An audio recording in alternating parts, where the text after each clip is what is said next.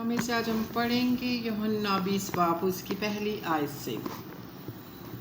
हफ्ता के पहले दिन मरियम मगदलीनी ऐसे तड़के के अभी अंधेरा ही था कब्र पर आई और पत्थर को कब्र से हटा हुआ देखा। बस वो शमौन पतरस और उसके दूसरे शागिर्द के पास जिसे यीशु अजीज रखता था दौड़ती हुई गई और उनसे कहा, खुदावंद को कब्र से निकाल ले गए और हमें मालूम नहीं कि उसे कहाँ रखा दिया।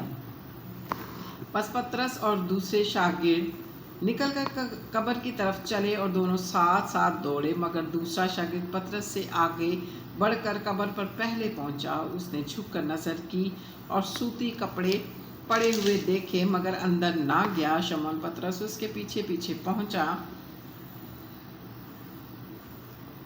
और वो रुमाल और उसने कब्र के अंदर जाकर देखा कि सूती कपड़े पड़े हैं और वो रुमाल जो उसके सर से बंधा था सूती कपड़ों के साथ नहीं बल्कि लिपटा हुआ एक जगह अलग पड़ा है।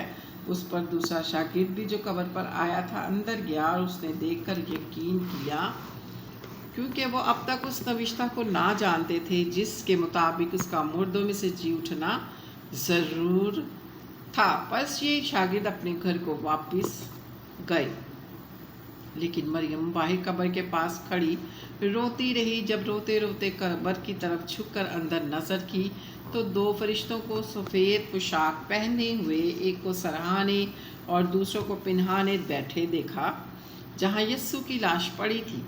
उन्होंने उस औरत से उससे कहा, आए औरत, तू क्यों रोती? उसने उससे कहा, इसलिए कि मेरे खुदावंद को उठा ले गए हैं और मालूम नहीं उसे कहाँ रखा है। ये कहकर वो पीछे फिरी और यीशु को खड़े देखा और ना पहचाना कि ये यीशु है। यीशु ने से कहा, आए औरत, तू क्यों रोती है? किसको ढूंढती है? उसने बागबान समझकर उसे कहा, मियाँ, अगर तूने उसको यहाँ से उठाया हो तो मुझे बता दे कि उसे कहाँ रखा है ताकि मैं उसे ले जाऊँ। यीशु ने से कहा, मरियम। उसने मुड़कर उसे इब्रानी ज़ुबान में कहा, रबूनी, यानी आए उस्ताद। यीशु ने से कहा, मुझे ना छू, क्योंकि मैं अब तक बाप के पास ऊपर नहीं गया, लेकिन मेरे भाइयों के पास जाकर उनसे कह कि मैं अपने बाप और तुम्हारे बाप और अपने खुदा और तुम्हारे खुदा के पास ऊपर जाता हूँ। मरियम मगदलीनी ने आकर शागिर्दों को खबर दी कि मैंने खुदावंद को देखा है, उसने मुझसे बातें कहीं। फिर उस दिन जो हफ्ता का पहला दिन था, शाम के वक्त, जब वहाँ के दरवाजे जहाँ शागिर्द थे यहूदियों के डर से बंद थे, यीशु ने आकर बीच में खड़ा होकर उनसे कहा, तुम्हारी सलामती हो। और ये कहकर उसने अपने हाथों और पसली उन्हें दिखाया। पर शागिर्द खुदावंद को देखकर खुश हुए। यीशु ने फिर उनसे कहा, तुम्हारी सलामती हो। जिस तरह बाप ने मुझे भेजा है उसी तरह मैं भी तुम्हें भेजता हूँ। और ये कहकर उन पर फूंका और उनसे कहा, रूल कुदस लो। जिनके गुनाह तुम बख्शो उनके बख्शे गए, जिनके गुनाह तुम कायम रखो उन पर कायम रखे गए हैं। मगर उन 12 में से एक शख्स यानी तोमा, जिसे तवाम कहते हैं, यीशु के आने के वक्त उनके साथ ना था। बस बाकी शागिर्द उससे कहने लगे कि हमने खुदावंद को देखा है। मगर उसने उनसे कहा, जब तक मैं उसके हाथों में मीखों के सुराख ना देख लूँ, मीखों के सुराखों में अपनी उंगली ना डालूं और अपना हाथ उसकी पसली में ना डालूं, हरगिज़ यकीन ना करूँगा।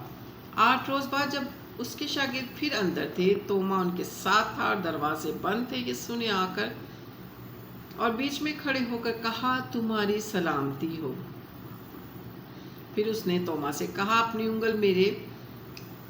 उंगली पास लाकर मेरे हाथों को देख और अपना हाथ पास लाकर मेरी पसली में डाल और बेइत्तेकाद ना हो बल्कि इत्तेकाद रख।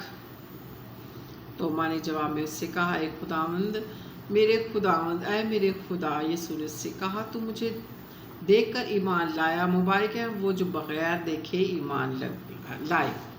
और यीशु ने और बहुत से मौजज़े शागिर्दों के सामने दिखाए जो इस किताब में नहीं लिखे गए, लेकिन ये इसलिए लिखे गए तुम ईमान लाओ कि यीशु खुदा का बेटा मसीह है और ईमान लाकर उसके नाम से ज़िंदगी पाओ।